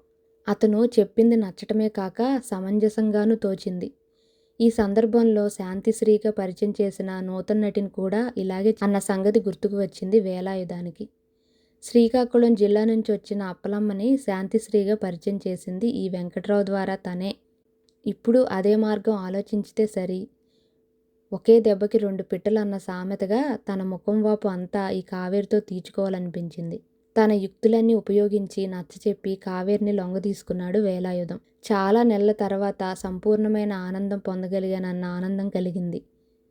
అనుకోకుండా ఎంతో మధురిమను నింపుకున్న వేలాయుధం తన తృప్తి కోసం లాల్చీ జేబులో నుంచి చేతికి వచ్చిన నోట్లను వెంకట్రావు చేతిలో ఉంచి తన్నెవరైనా గమనించుతున్నారేమోనన్న భయంతో తెల్లవారక ముందే ఆ ఇంటి గడప దాటాడు. అలా వస్తూ వెళ్ళటం, రాత్రి 10 గంటలు దాటిన తర్వాతను వెళ్ళటం, తెల్లవారుజామున 4 గంటలకిను. అవుట్డోర్ షూటింగ్ వెళుతూ కావేరిని తీసుకెళ్ళాడు. కావేరి పాత్ర ఉన్నప్పుడు ఆ స్పాట్కి తీసుకువెళ్ళటం, షూటింగ్ పూర్తవటంతోనే తనే వెంట పెట్టుకుని రూమ్కి తీసుకురావటం, చివరికి రహీంతుల్లా కన్ను కావేరి మీద నిలిచిపోవడం గమనించాడు. సంవత్సరం నుంచి కావేరితోనే ఉండటంతో ముఖం మొత్తిపోయింది వేలాయుధానికి. మొట్టమొదటి రాత్రి నుంచి ఆ తర్వాత రాత్రులు కూడా తను ఇప్పుడు విసుక్కుంటున్నది. ఇంక చాలు, ఇంక నాకు ఓపిక లేదు, వెళ్ళండి అనే స్థితికి వచ్చేసరికి ఎందుకు ఈ బ్రతిమలాటలు అని అనుకున్నాడు. ఎలా వదిలించుకోవాలా అని కూడా ఆలోచించాడు. చివరికి వెంకట్రావుతో కూడా సంప్రదించాడు. 10,000 ఇస్తాను, తీసుకుపోదాన్ని. అంతేనా? చప్పడించేశాడు ఇదే సమయం అన్నట్టుగా. ఇలాంటి వదిలించుకునే కేసులు చాలా వరకు వెంకట్రావు ద్వారానే జరిగాయి. మరలా ఇలాంటి కేసు దొరుకుతుందన్న నమ్మకం ఏమిటి? కొత్త కేసు దొరికే వరకు తనకి గడవాలి కాబట్టి రేటు పెంచాలి. తను అనుకున్న రేటు వచ్చే వరకు ఆ నిర్మాతను వదిలిపెట్టడు. వెంకట్రావు వృత్తి అదేను. బేరాలెందుకు గాని 20,000 తీసుకో, వేలాయుధమే అన్నాడు. అయినా వెంకట్రావు మాట్లాడలేదు. నీ ఉద్దేశం ఏమిటో చెప్పు. 50,000 కావాలి. చాలా ఎక్కువ అడుగుతున్నావు, లాభం లేదు. జేబులో నుంచి 4 ఫోటోలు తీసి వేలాయుధానికి చూపించాడు. ఆ ఫోటోల్లో తను కావేరి నగ్నంగా పడగ్గదిలో రాసలీలల్లో మునిగి ఉన్నప్పుడు తీసినవి. వాటిని చూడగానే వేలాయుధం ముఖం వెలవెలపోయింది. చిరుచెమట్లు పట్టాయి. నోటి మాట రాలేదు. ఎవరితో ఎలా వ్యాపారం చేయాలో వెంకట్రావుకి బాగా తెలుసు. అందున పెద్ద నిర్మాతలనే తన గుప్పిట్లో పెట్టుకుంటాడు. ఇలాంటి అవసరం తన నుంచి కావాలని నిర్మాతలు కోరుతారని అతనికి తెలుసు. ముందు చూపుతో చేసే పని అది. ఈ ఫోటోలు ఏ పత్రికల వాళ్ళకి అమ్ముకున్నా ఇంతకి 4 రెట్లు ఇస్తారు. కాలు మీద కాలు వేసుకొని బ్రతకగలను. పెద్ద నిర్మాతవు, ఒక్కసారి పాతాళానికి అణిగిపోగలవు. నీ భార్య, నీ కొడుకులు, కోడళ్ళు, అల్లుళ్ళు, కూతుళ్ళు ఒంటి మీద గుడ్డతో బయటికి సాగనంపుతారు. వేలాయుధం అంటే గొప్ప ప్రొడ్యూసర్, స్టూడియోలకి యజమాని అని, దానకర్ణుడని సినీ ఇండస్ట్రీస్లో గొప్ప పేరున్నది. ఇన్ని సంవత్సరాల నుంచి కష్టపడి సంపాదించుకున్న పేరు, హోదా అంతా గంగలో కలిసిపోగలదు. ఆలోచించుకో. వెంకట్రావు చెప్పిందంతా నిజమే. ఇప్పటికే కావేరిని వెంట వేసుకొని తిరుగుతున్నాడని, పగలు రాత్రిళ్ళు ఆమెనే అంటిపెట్టుకొని ఉంటున్నాడని యూనిట్లోని వాళ్ళు గుసగుసలు. చాలా ఆలస్యంగా తనకు తెలిసినప్పటి నుంచి కావేరిని వదిలించుకోవాలన్న ఆలోచన కలిగింది. ఇంతకు ముందు డబ్బు ఇచ్చి వదిలించుకున్నాడు. అలాగే కావేరిని వదిలించుకోవాలనుకుంటున్నాడు. కానీ రేటు ఎక్కువ చెప్పాడని ముందు అనుకున్నాడు. కానీ వెంకట్రావు బెదిరించేసరికి నోరు మెదపలేకపోయాడు. చేసేదేమీ లేక చెక్ బుక్ తీశాడు వేలాయుధం. చెక్ వద్దు, క్యాష్ కావాలి. ఆ ఫోటోలు ఇక్కడే చింపేయాలి వేలాయుధం షరతు. ఆ మాటకి వెంకట్రావు నవ్వుకున్నాడు. ఫోటోలు చింపేస్తే నెగిటివ్ ఉంటుందిగా. అన్ని సినిమాలు తీసిన నిర్మాతకి నెగిటివ్ గురించి తెలియకపోవటమా అనుకున్నాడు. మీరు క్యాష్ తెచ్చి నా చేతిలో పెట్టిన మరుక్షణమే ఈ ఫోటోలను నేను చింపను, మీ చేతికి ఇచ్చేస్తాను. మీరే చింపవచ్చును. వెంకట్రావు పెట్టిన షరతు నచ్చింది. వెంటనే బీరువాలో నుంచి 100 రూపాయల నోట్ల కట్టలు తీసి డ్రాయర్ మీద ఉంచాడు. 50,000 ఉన్నాయని కట్టల మీద బ్యాంకి వారి లేబుల్, ముద్ర ఉండటంతో షర్టు కింద ఉన్న బనీన్ లోపలగా పేర్చుకున్నాడు. ఆ తర్వాత ఫోటోలు వేలాయుధానికి ఇచ్చేసి షేక్ హ్యాండ్ ఇచ్చి ఆ తర్వాత అన్నాడు, నాకు ఇచ్చిన 50,000కి నెంబర్స్ నోట్ చేసుకొని నీ ఆఫీసులో నుంచి నేను కాజేసినట్లుగా పోలీసులకి రిపోర్ట్ ఇచ్చావో నీ అంతు చూస్తాను వేలాయుధం. అలా ఎందుకు చేస్తాను? పిల్లిలా జవాబిచ్చాడు. నువ్విచ్చే జవాబులోనే ఉంది నమ్మక ద్రోహం. నీకిచ్చినవి ఒక్క ఫోటోలు మాత్రమే. నెగిటివ్ నా దగ్గర ఉందని మర్చిపోకు. అది కూడా ఇచ్చేయి వెంకట్రావు. అంతవరకు గంభీరంగా ఉన్న వేలాయుధం ఈసారితో పూర్తిగా దిగజారిపోయాడు. బ్రతిమాలే ధోరణిలో ఉండిపోయాడు. మనం మాట్లాడుకున్న 50,000 ఒక్క ఫోటోలకే, నెగిటివ్కి కాదు. దాని రేటు మరో 50,000 అవుతుంది. అందుకు ఇష్టమైతే సరి, లేదా నా దగ్గర డబ్బు ఎప్పుడైపోతే అప్పుడు మరలా ఫోటోలు తీయించి తీసుకొని వస్తాను. వేలాయుధం బిక్కమొహం వేశాడు. లక్షలు పెట్టుబడి పెట్టే డిస్ట్రిబ్యూటర్ కూడా వేలాయుధం మాటకి ఎదురు చెప్పగలిగే సాహసం ఉండేది కాదు. ఇన్ని లక్షలు ఇస్తేనే నా పిక్చర్ నీకు డిస్ట్రిబ్యూషన్ ఇస్తాను, లేదా ఇంకెవరికైనా ఇస్తాను అనేవాడు. అంత పెద్ద డిస్ట్రిబ్యూటర్ కూడా తలాడించడం వరకే. పెద్ద హీరోలు హీరోయిన్లు అనబడేవాళ్ళు వేలాయుధం సంస్థలో తమకొక వేషం దొరికితే చాలునని ఉవ్విళ్ళూరేవారు. అలాగని తమను వెళ్ళి అడగటం నామోషీగా భావించి బ్రోకర్స్ని రాయబారం పంపేవారు. ఆ బ్రోకర్ చెప్పిందంతా విన్న తర్వాత అనేవాడు, దాన్ని బుక్ చేయకుంటే 4 లక్షలు ఇవ్వాలి. దాని మేకప్ మ్యాన్కి, కాస్ట్యూమ్స్కి, డిజైనర్కి కలిపి 1.5 లక్షలు అవుతాయి. దాని అమ్మమ్మ నుంచి ఇంట్లో పనిచేసే వారి వరకు మంది మార్బలంతో సహా ఓ 25 మందిని వెంటబెట్టుకుని వస్తుంది. వాళ్ళందరి తిండి ఖర్చు రోజుకి 4,000 చొప్పున నెలకి ఎంత అవుతుందో. సినిమా పూర్తయ్యేసరికి కనీసం 1,25,000 అవుతుంది. ఇంత ఖర్చు భరించే కంటే దీని కింద అయ్యే లక్షలతో ఒక సినిమా తీసేయగలను. అవన్నీ ఏమీ ఉండవు. ఎవరిని తీసుకురాదు. తల్లిని మాత్రం తోడు తెచ్చుకుంటుంది. ఇచ్చే మొత్తం కూడా సినిమా పూర్తి చేసిన తర్వాత ఇవ్వవచ్చును. మీరు కారు పంపవద్దు. తన కారులోనే తన ఖర్చుతోనే షూటింగ్కి వస్తుంది. మా సంస్థ కాస్ట్యూమ్ డిజైనరు సెలెక్ట్ చేసిన దుస్తులే వేసుకోవాలి. అంతేగాని తన ఇష్టం వచ్చినవి కావాలంటే మాత్రం కుదరదు. అంతా మీ ఇష్టమే అన్నానుగా. అయితే రేపు దాన్ని మా ఆఫీస్కి వచ్చి అగ్రిమెంట్ రాసి అడ్వాన్స్ తీసుకోమను. అదీ కాక మాకు కావలసిన డేట్స్ తీసుకుంటాం అని కూడా చెప్పు. అన్నింటికీ అంగీకరించి ఆయన సినిమాలో నటించి హీరోయిన్లను కూడా పురుగుల కంటే కూడా హీనంగా చూసే వేలాయుధం ఆయన ముందు నిలబడటం కానీ, నిలబడి మాట్లాడటం కానీ చేసే ధైర్యం ఎవరికీ లేదు ఆ సినిమా ఇండస్ట్రీలో. తను తీసే సినిమా ప్రారంభం నుంచి రిలీజ్ అయిన తర్వాత కూడా దినపత్రికల్లో పూర్తి పేజీతో పబ్లిసిటీ ఇవ్వటం జరుగుతుంది. ఆయన తీసిన ఏ సినిమా అయినా కనకవర్షం కురిపించటం, వజ్రోత్సవాలు చేసుకోవటం. సినీ ప్రపంచంలో వేలాయుధం సంస్థ అంటే చాలా గొప్ప పెద్ద సంస్థ అన్న ప్రతీతి. అలాంటి వేలాయుధంకి అమ్మాయిల పిచ్చుంది. ఇంట్లో లేని సుఖం వీధుల్లో వెతుక్కునే వాడి గుట్టు ఎప్పటికైనా రట్టు అవుతుందని తెలియదు. అందుకే వెంకట్రావు లాంటి బ్రోకర్ చేత చిక్కి గిలగిల్లాడిపోతున్నాడు. ఉచ్చు గట్టిగా బిగించటంతో ఊపిరి అందనట్టు బాధపడసాగాడు. మిగతా 50,000 ఇచ్చి ఈ 2 పీడలను వదిలించుకోవాలనుకున్నాడు. అనుకోగానే మరో 50,000 తీసి వెంకట్రావు ముందు ఉంచాడు వేలాయుధం. మీరు నాకొక ఉత్తరం ఇవ్వాలి అన్నాడు వెంకట్రావు. ఎందుకు? కంగారుగా అడిగాడు. ఇంతకు ముందు ఇచ్చిన 50,000కి ఆధారం ఈ నెగిటివ్ ఉంది కాబట్టి ఇది కూడా ఇచ్చేస్తే నాకేమిటి ఆధారం? ₹1,00,000 ఇస్తున్నానుగా. మీ ఆఫీస్ బీరువాలో నుంచి దొంగిలించామని రిపోర్ట్ ఇస్తే? నేనలా చేసే మనిషినా? అయినా నాకు ఈ 1,00,000 ఒక లెక్క నిర్లక్ష్యంగా అన్నాడు వేలాయుధం. ఎంత ఉన్నవాడైనా కాసు కక్కుర్తి పడతాడు. వృధాగా 1,00,000 పోయిందన్న బాధతో ఏమైనా చేయగలవు. అందున పోలీస్ డిపార్ట్మెంట్లో కూడా ఎంతో పలుకుబడి ఉంది నీకు. అంత తేలిగ్గా నమ్ముతానా? ఈ నోట్ల కట్టల మీద ఉన్న నెంబర్స్ వేసి మీకు పర్సనల్ సెక్రటరీగా సంవత్సరం నుంచి పనిచేసినందుకు ఈ ₹1,00,000 ఇచ్చినట్టు ఓచర్ రాసివ్వండి. ఇన్కమ్ ట్యాక్స్ వాళ్ళతో గొడవ వస్తుందే. ఎవరికి ఎలా మేపాలో మీకు తెలుసు కాబట్టి ఆ ప్రకారం చేయండి. త్వరగా రాసి సంతకం పెట్టి ఇవ్వండి. ఎవరైనా రాగలరు అని అక్కడున్న ప్యాడ్లో నుంచి ఓ తెల్లగాగితం తీసి వేలాయుధం ముందు పెట్టి, అంతకుముందు బనీన్ లోపల భద్రపరిచిన నోట్ల కట్టలను కూడా తీసి టేబుల్ మీద ఉంచాడు. బరువుగా శ్వాస పీల్చుతూ వదులుతూ తన కళ్ళెదుట ఉన్న నోట్ల కట్టలను చూస్తుంటే వేలాయుధానికి ఎంతో బాధగా ఉంది. త్వరగా రాయండి, ఎవరైనా వస్తే బాగోదు అని జేబులో నుంచి నెగిటివ్ని తీసి చేత్తో పట్టుకున్నాడు. చూడుగాక అని. ఆ నెగిటివ్ని చూడగానే వేలాయుధం పై ప్రాణం పైనే పోయింది. గబగబా ఆ తెల్ల కాగితం మీద నోట్ల కట్టల మీద ఉన్న నెంబర్లను రాసి వెంకట్రావు చెప్పినట్టుగానే రాసి సంతకం చేసి ఇస్తుంటే పక్కనే ఉన్న రబ్బర్ స్టాంపు ఇంకు ప్యాడ్ తీసి అందించాడు. కోపంతోనూ ఓడిపోయానన్న బాధతోనూ రబ్బర్ స్టాంపుని ఇంక్ ప్యాడ్ మీద ఉంచి గట్టిగా నొక్కి తీసి టపీమంటూ ఆ కాగితం మీద గుద్దాడు. ఆ శబ్దానికి ఉలిక్కిపడ్డాడు వెంకట్రావు. ఇదిగో విసురుగా ముందుకు తోశాడు.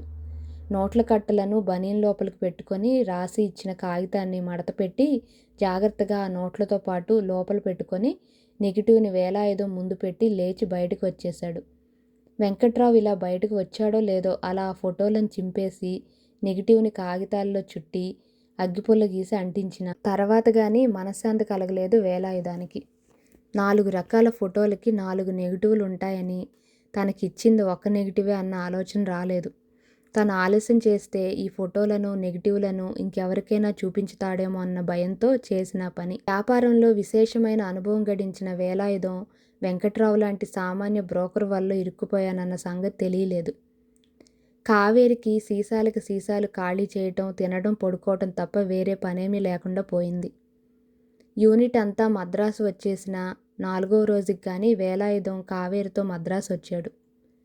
నీకు నేను కబురు చేసే వరకు ఇల్లు కదలవద్దు అని కావేరికి మరీ మరీ చెప్పాడు, ముందు జాగ్రత్త కోసం. నిజమే అనుకుంది కావేరి.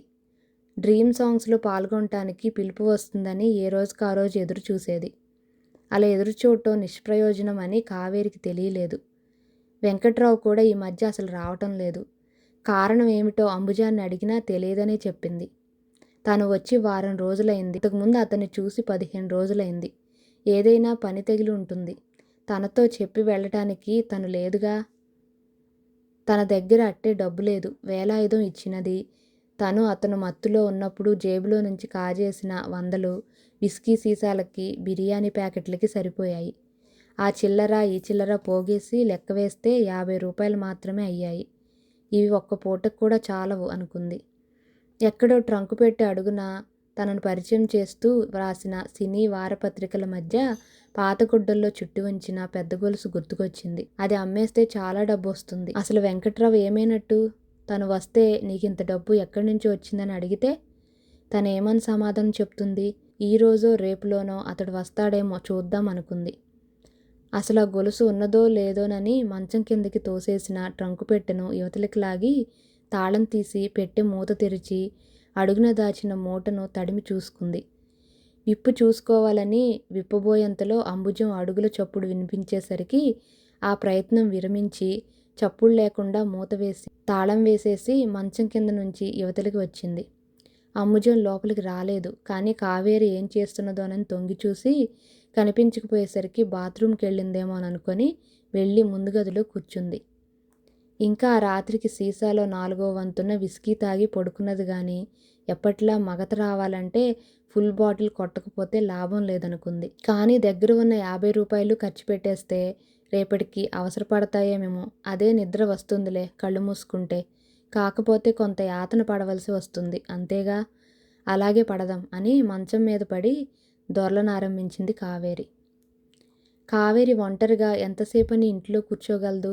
వెంకట్రావు వస్తాడు అని ఎదురు చూసి చూసి విసుగెత్తిపోయింది. ఉన్న 50 రూపాయలతో విస్కీ బాటిల్ కొంటే ఉన్న డబ్బు అయిపోతుందని బాధపడిపోయి నాలుక పిడిచికట్టుకుపోయి నిద్ర రాక గిలగిలా తన్నుకున్న ఒళ్ళంతా తిమ్మిరి తిమ్మిరి అయిపోగా చివరికి దేశవాళీదైన హాఫ్ బాటిల్ తెచ్చుకుందాం అనుకుంది. అలా అయితే కొంత డబ్బు మిగులుతుందని లెక్క వేసింది. ఇప్పుడు వేలాయుధం గారి ఆఫీస్కి వెళ్తే, అవును వెళ్ళి కలిస్తే కొంత డబ్బు అడగవచ్చును. ఇంటికి రమ్మనమని చెప్పవచ్చును. పనుల్లో పడితే అన్నింటినీ మర్చిపోతాడాయన. అన్నట్టు సినిమా షూటింగ్ ఏమైందో? తను కబురు చేసే వరకు రావద్దని చెప్పాడు. ఇన్ని రోజులైనా కబురు చేయలేదు సరికదా. డ్రీమ్ సాంగ్స్ షూటింగ్ చేయలేదు ఎందువలన? వెళ్ళి తెలుసుకుంటే రావద్దని చెప్పాడు. అలాగే అంటాడులే. ఇంట్లో కూర్చుంటే విషయాలు ఎలా తెలుస్తాయి? తిడితే తిడతాడు. చెట్టియార్ ఫోన్ చేశాడని హీరోయిన్గా తన్ను బుక్ చేసుకుంటాడని చెప్పాడు. అదేమైందో? వేలాయుధం ఒప్పుకున్నాడో లేదో? ఎలాగైనా చెట్టియార్ సినిమాలో నటించగలిగితే తన అదృష్టం అంతా ఇంతా కాదు. ఇప్పుడు వేలాయుధం తీస్తున్న సినిమా షూటింగ్ పూర్తి చేసి విడుదలైతే తనకి హీరోయిన్గా వెంటనే సినీ ఫీల్డ్లో గుర్తింపు లభించగలదు. మరి ఇంత జాప్యం ఎందుకు జరుగుతున్నదో? ఏది ఏమైనా వెళ్ళి తెలుసుకోవాల్సిందే అనుకొని ట్రిమ్గా ముస్తాబయ్యి బయటికి వచ్చిన కావేరిని చూసి అంబుజం అనుమానంగా చూస్తూ ప్రశ్నించింది. ఎక్కడికి? అలా బయటికి వెళ్ళి తిరిగి వద్దామని వేలాయుధం గారు ఈ ఇంటికి వచ్చి చాలా రోజులైంది. వెంకట్రావు అంతులేడు. ఇద్దరూ కలిసి ఎక్కడికైనా వెళ్ళారేమో తెలుసుకొని వస్తాను ఆఫీస్కెళ్ళి. బాబు వస్తే ఊరుకోడు. ఆ మాటతో చిర్రెత్తుకొచ్చింది కావేరికి. తను ఇన్ని రోజుల నుంచి నా మొహం చూడకపోతే నేను ఒక్కదాన్నే ఉండలేదా? అసలు నేను ఏమైపోయానో అన్న ధ్యాస ఉందా? ఇంతవరకు అంతులేడు. అనుకుంటే అనుకున్నాళ్లే, నాకేమైనా భయమా? అంటూ విసురుగా వచ్చి ఖాళీ ఆటో ఆపి అందులో ఎక్కింది. ఆటో కొంత దూరం వెళ్ళిన తర్వాత తన దగ్గర డబ్బు ఎక్కువ లేదన్న సంగతి గుర్తుకొచ్చి భయంతో బిగుసుకుపోయింది. ఇంత దూరం వచ్చినందుకు ఎంత అవుతుందో, ఆపమంటే ఆటో అతను ఏమనుకుంటాడో. అయినా తప్పదు. ధైర్యం చేసి ఆటోని ఆపమని గట్టిగా చెప్పింది. అంత గట్టిగా అరవకపోతే ఆటో శబ్దంలో అతనికి వినిపించక ఇంకా ముందుకు వెళితే ఎక్కువ డబ్బు అవుతుందన్న భయం. ఆటోని పేవ్మెంట్ దగ్గర ఆపి కావేరి వెనక సీట్లో నుంచి దిగితే డ్రైవర్ ముందు సీట్లో నుంచి దిగాడు. ఎంతయింది? అడిగింది కావేరి పర్సు తీస్తూ. మీటర్ చూడండి. తను మద్రాసు వచ్చిన తర్వాత మీటర్ అంటే ఏమిటో తెలియలేదు. ఎంతయిందో వెంకట్రావు ఇచ్చేవాడు. ఆ తర్వాత వేలాయుధం తన కోసం కారు పంపేవాడు. మీటర్ అంటే ఏంటో కావేరికి ఇంతవరకు తెలియదు. తెలుసుకోవాల్సినంత అవసరం రాలేదు. తనకు తెలియదంటే ఆ డ్రైవర్కి నవ్వు వస్తుందేమోనన్న భయంతో మీటర్ వైపు చూసినట్టే చూసి 10 కాగితాలు తీసిచ్చింది. తను ఒక్క 10 రూపాయలు తీసుకొని మిగతా 10 రూపాయలు తిరిగి కావేరికి ఇచ్చేసి ఆటోని స్టార్ట్ చేసుకొని వెళ్ళిపోయాడు. తన తెలియనితనానికి తనకే నవ్వొచ్చింది. ఆ ఆటో డ్రైవర్ మంచివాడు కాబట్టి తిరిగి 10 రూపాయలు ఇచ్చేశాడు. అదే మరొకరైతే ఇచ్చేవారా? కష్టపడి సంపాదించుకునే వాళ్ళకి డబ్బు విలువ తనదే కాక ఇతరులది కూడా గుర్తించగలరు. అలాంటి వాళ్ళలో ఈ డ్రైవర్ ఒకడు. చేతిలోని 10 రూపాయల నోటుని తిరిగి బ్యాగ్లో పెట్టుకొని ముందుకు నడవబోతుంటే వాల్ పోస్టర్స్ అంటించుతున్న కుర్రవాడిని, అతని చేతుల్లో మైదా రాసిన వాల్ పోస్టర్ని చూసి అక్కడే ఆగిపోయింది. అంటించిన తర్వాత చూద్దామని. అతను ఆ గోడకు అంటించి చేత్తో సాఫ్గా సవరించిన తర్వాత నిచ్చెన నుంచి కిందకి దిగిన తర్వాత చూసింది. దిగ్విజయంగా నడుస్తున్నది. ముచ్చటైన 3వ వారం. ప్రతీకారం. వియు ప్రొడక్షన్స్ వారి 3వ చిత్రం. చదవటం పూర్తి కాగానే హీరో హీరోయిన్ల పేర్లు చదివింది. ప్రముఖ తార జయశీల, రమేష్ బాబు తదితరుల తారాగణం. ఇంకా ఆపై చదవలేకపోయింది కావేరి. హీరో హీరోయిన్ల మధ్యలో తన బొమ్మ కూడా ఉంటుందేమోనన్న ఆశతో మరింత క్షుణ్ణంగా పరిశీలించింది. తన బొమ్మ గాని తన పేరు గాని అందులో లేకపోవడంతో ఎంతో బాధపడింది. తను కొన్ని సీన్లలో హీరోయిన్కి కాఫీ కప్పులు అందివ్వటం, ఆమె ఇంట్లో అంట్లు తోమటం లాంటివన్నీ చివరికి తనను హీరోయిన్గా తేల్చుతుందని చెప్పాడు వేలాయుధం. మరి ఇదేమిటి, దొంగల రాణిగా నటించినది జయశీల అన్న సంగతి కూడా తనకు తెలీదు. అందుకే ఆమె మేకప్ అవగానే సెట్లోకి రావటంతోనే వేలాయుధం మినహా మిగతా అందరూ లేచి నిలబడటం, నమస్కరించటం చూసి ఒక సామాన్య ఆర్టిస్టుకు అంత విలువ ఇవ్వటం ఏమిటని తను ఆశ్చర్యపోయింది. ఈ సినిమాలో ఏ ఏ ఆర్టిస్టులు నటించుతున్నారో కూడా తెలుసుకోగల అవకాశం వేలాయుధం తనకివ్వలేదు. ఎవరితోనూ కలవనిచ్చేవాడు కాదు. ఎవరితోనూ మాట్లాడనివ్వటం కానీ చేసేవాడు కాదు. షూటింగ్ ఉందని వెంటబెట్టుకొని తీసుకొని వెళ్ళటం, సెట్లోనే మేకప్ వేయించేసి ఆ షాట్ షూటింగ్ అవటంతోనే తనే వెంటబెట్టుకొని రూమ్కి తీసుకువచ్చి ఫుల్ బాటిల్ తాగించి తినేటందుకు ఇన్ని జీడిపప్పులు, ఇన్ని మాంసం ముక్కలు తెప్పించి పెట్టి రూమ్కి బయట తాళం పెట్టుకొని వెళ్ళేవాడు. కారు హారన్ వినిపించగానే తుల్లిపడి చూసింది.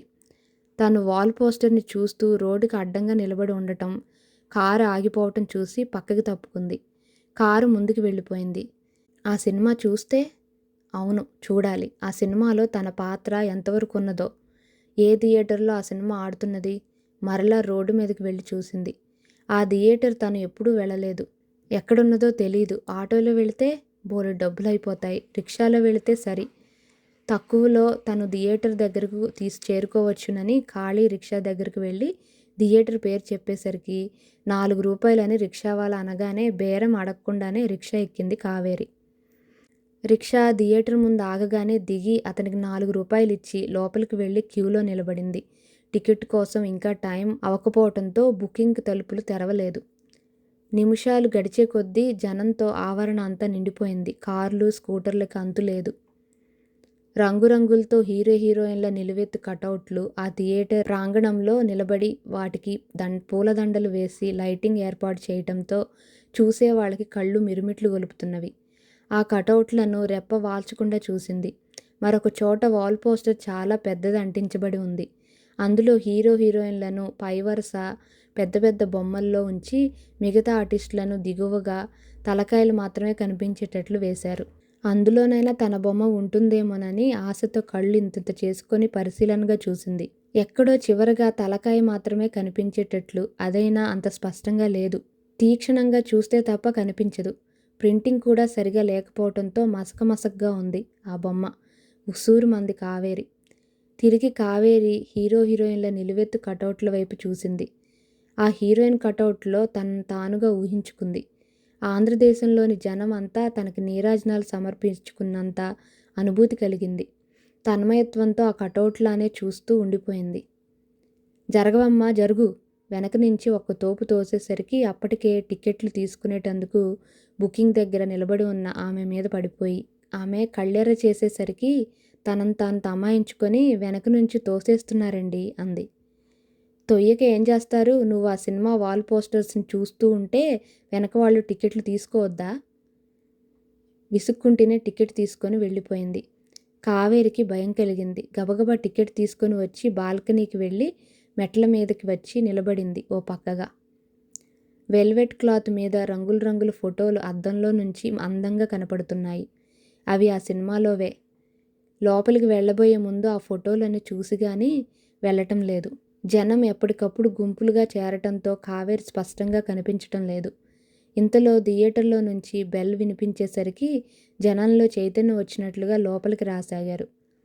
ఎలాగూ సినిమా చూడబోతోంది, తన పాత్ర ఎంతవరకో తెలిసిపోతుంది కాబట్టి ఇక్కడ చూడవలసిన అవసరం లేదనుకొని మిగిలిన మెట్లు ఎక్కి టికెట్ ఇచ్చి లోపలికి వెళ్ళిపోయింది. వివిధ రకాల అడ్వర్టైజ్మెంట్లు పూర్తయిన తర్వాత ఆ సినిమాలో నటించిన తారల పేర్లుగా ముందు హీరో హీరోయిన్ల పేర్లు అయినా తర్వాత సీనియారిటీ ప్రకారం వేసి చివరగా కావ్యశ్రీ అన్న పేరు చదివింది కానీ అంత తృప్తి అనిపించలేదు. ఇంతకు ముందు తను చాలా సినిమాలు చూసింది. నూతన కథానాయకి అని పేరుతో సహా ప్రత్యేకించి వేసేవారు. అలా కాకపోగా చివరికి ఎక్కడో చిన్న అక్షరాలతోనే రాయటం కావేరికి ఎంతో బాధ అనిపించింది. ఆ తర్వాత సాంకేతిక నిపుణుల పేర్లైన తర్వాత సినిమా మొదలైంది. మొదటి నుంచి చివరి వరకు చూసిన కావేరికి తన పాత్ర మనిషిగానే తప్ప ఇంకేం విధంగానూ మలచలేదు. అది కూడా 5-6 సీన్లలోనే ఉంది. అదైనా లాంగ్ షాట్స్. కాఫీ కప్పు ఇచ్చేటప్పుడే క్షణంలోనే ఆ షాట్లోని హీరోయిన్ మీదకి మరలేది. కప్పు అందుకోవటం, సుతారంగా తాగటం, తిరిగి ఖాళీ కప్పుని టీపాయ్ మీద ఉంచటం వరకు చూపించటం. డ్రీమ్ సాంగ్స్ అద్భుతంగా చిత్రీకరించారు. అవి ఎప్పుడు తీశారో తనకే తెలీదు. తనతోనే తీస్తానని చెప్పాడు వేలాయుధం.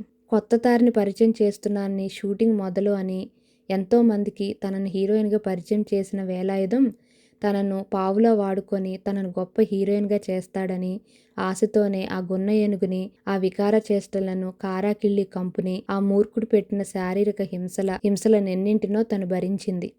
ఇది తాగితే ఇంకా కైపెక్కుతుంది అని సీసాలకు సీసాలు తాగించితే తాగింది. చివరికి తనకిచ్చిన పాత్ర కేవలం పని మనిషిగా 5-6 సీన్లలోనే. అంతవరకు ఆలోచించుకుంటున్న కావేరిలో కోపం, ఆవేశం బుసలు కొట్టసాగింది. సినిమా పూర్తి అవటం కానీ విడుదల అవటం కానీ కావేరికి తెలియదు. అందుకే కబురు చేసే వరకు తనను రావద్దని ఆజ్ఞ జారీ చేసి మరీ వెళ్ళాడు. ఇన్ని రోజులైనా వేలాయుధం, వెంకట్రావులు తనకు దగ్గరగా రాకపోవటానికి కారణమేమిటో ఇప్పుడు అర్థం చేసుకోగలిగింది. కేవలం తన్ను అన్ని విధాలుగా ఉపయోగించుకొని తన దగ్గర అంత రసవత్రంగా నాటకం ఆడిన ఇద్దరిని ఏం చేసినా పాపం లేదనుకుంది. ఆ పత్రిక వాళ్లే మెరుగు. 2 రకాల స్వీట్సు, హాటు, కూల్ డ్రింక్ ఇచ్చినందుకు నెల రోజులు విడవకుండా తన ఫోటోలు, తన వివరాలన్నీ ప్రచురించారు. తన శరీరాన్ని అంతటినీ మైనం ముద్దగా చేసి తనిష్టం వచ్చినట్లుగా ఆడుకున్న ఆ వేలాయుధాన్ని నిలువునా నరికి పాత్ర వేసిన పాపం ఉండదు. ఏమమ్మోయ్, అందరూ ఎప్పుడో వెళ్ళిపోయారు, నువ్వింకా కూర్చున్నావా? లే. చీపురు, చిన్న బుట్ట పట్టుకొని సీట్ల మధ్య ఊడ్చుకుంటూ వస్తున్న ఆ హాలు సర్వెంట్ గట్టిగా అనేసరికి ఉలిక్కిపడి తొందరగా కుర్చీలో నుంచి లేచింది కావేరి. తను ఎంత పరధ్యానంలో పడిపోయిందో. హాలంతా ఖాళీగానే ఉంది. కోపంగా తన వంకే చూస్తున్న సర్వెంట్ని చూడలేక బయటకు వచ్చింది. అప్పటికే టికెట్ల కోసం క్యూ ఏర్పడింది. ఆవరణ అంతా జనంతో కిటకిటలాడిపోతోంది. మొదటి ఆట కంటే రెండో ఆటకే జనం ఎక్కువగా ఉన్నారు. తను ముందు రావటం వలన గానీ టికెట్లు దొరికింది. ఏమాత్రం ఆలస్యం చేసినా దొరికేది కాదు. తాను రెండవ ఆట వరకు నిలబడి ఉండవలసి వచ్చేది. ఆ థియేటర్ ఆవరణలో నుంచి బయటకు వచ్చిన తర్వాత మరొక్కసారి వెనుతిరిగి విల్వెట్లో ఉన్న హీరో హీరోయిన్ల కటౌట్లను చూసింది. ఆ హీరోయిన్ స్థానంలో తనే ఉన్నట్టుగా అనుభూతి చెందింది. అలా ఊహించుకుంటూ తన్మయురాలైపోతుంది. అఖిలాంధ్ర జనావళి తను అద్భుతంగా నటించినందుకు నీరాజనాలు సమర్పించుకున్నట్టు, నిలువెత్తు పూలదండలతో తన మెడ నిండిపోతున్నట్టు, అవి తను మోయలేక తన సెక్రటరీ చేతికిచ్చేయటం, ప్రేక్షకులు తన ఆటోగ్రాఫ్ కోసం ఎగబడటం, ఆటోగ్రాఫ్లు చేయలేక తన చేయి నొప్పి పెట్టడం, తనకి వేసిన పూలదండలను లారీలో వేస్తే లారీ నిండిపోతుంటే ఆ కదలికకు కింద పడిపోవటం, నిర్మాతలు తనతో అగ్రిమెంట్ చేసుకునేటందుకు వెయిటింగ్ రూమ్లో కూర్చొని ఉండటం, తన ఆటోగ్రాఫ్లు ఇవ్వటంతో సుకుమారమైన తన కుడిచేయి అంత శ్రమకి తట్టుకోలేక వాచిపోయి అగ్రిమెంట్ మీద సంతకం కూడా చేయలేని స్థితిలో ఉండటం, ఆ చేతికి కనీసం 2 వారాలైనా విశ్రాంతి అవసరం అని డాక్టర్లు చెప్పటం, ఆ విషయం అనేక పత్రికలు పతాక శీర్షికలు ప్రకటించటం, చదివిన నిర్మాతలు గగ్గోలు పెట్టడం, సంతకం చేయకపోయినా మీ మాట మీద మాకు నమ్మకం ఉంది, అడ్వాన్స్ తీసుకుంటే చాలు అని బ్రతిమలాడటం, తను నటించిన సినిమా అన్ని సెంటర్లోనూ దిగ్విజయంగా హౌస్ఫుల్ కలెక్షన్లతో నడవటం, తనకి మరలా నీరాజనాలు అర్పించటం, రోజులోని 24 గంటలు తానే షూటింగ్లకు సరిపోవటం లేదు. ఉదయం ఒక హీరోతో నటించితే మధ్యాహ్నం మరో హీరో, సాయంత్రం నుంచి రాత్రి వరకు మరో హీరోతోనూ తను ఆకర్షించటానికి ప్రముఖ హీరోలు పడే తాపత్రయం చూస్తుంటే నవ్వు వచ్చేది. తను ఎవరికీ ప్రస్తుతం మనసు ఇవ్వబోదు. తారాపదంలో అగ్రగామిగా నిలబడాలి. ఆ తర్వాతనే తన పెళ్లిని గురించి ఆలోచించేది. కటౌట్ల వైపు రెప్పవాల్చకుండానూ ఎంతో తాపత్రయంతోనూ ముఖం వాచిన ఆతృతతో చూస్తున్న కావేరిని చూసి ఇది ఎక్కడో పిచ్చిమొహంలాగుందే అనుకుంటూ గేటును మూసి టపీమంటూ గడియ పెట్టాడు గైడ్ మ్యాన్. ఆ శబ్దానికి ఉలిక్కిపడింది కావేరి. ఇహలోకంలోకి వచ్చి చుట్టూ చూసింది. తన ఆటోగ్రాఫ్ల కోసం ఎగబడే జనం లేరు. తన కటౌట్ కాదు, ప్రముఖ హీరోయిన్ జయశీలది. తను ఊహల్లో తేలిపోతున్నది. అలా తేలిపోయే అందరూ చెప్పిన మాటలు నమ్మింది. తను హీరోయిన్ అని నమ్మించిన వేలాయుధం తనకి కేవలం పనిపిల్ల పాత్రనిచ్చి మోసం చేశాడు. ఇప్పుడే అడగాలి వెళ్ళి, అవసరమైతే కడిగి పెట్టాలి అన్నంత ఆవేశంతో కొంత దూరం నడిచి ఆటో ఎక్కి ఆఫీస్ అడ్రస్ చెప్పింది.